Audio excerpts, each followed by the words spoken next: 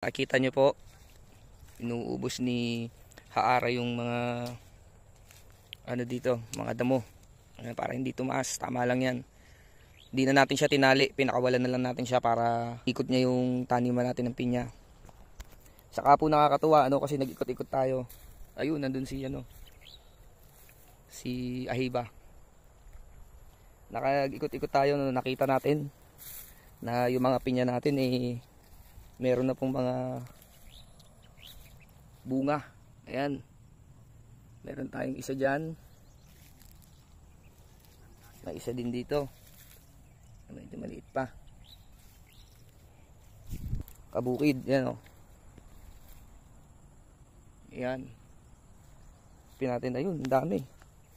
Marami na pong may bunga. Ayan o. Meron dito.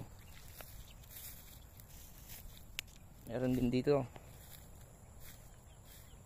Ayan, hindi po talaga sila magsasabay-sabay ng tubo Pero okay lang.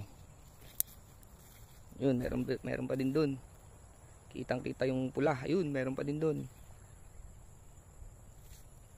Ito po ang taniman natin ng pinyahan. Dito na natin pinag-aala si Haara kasi hindi naman niya kinakain ng pinya. Hindi naman niya kakain ng dahon ng pinya.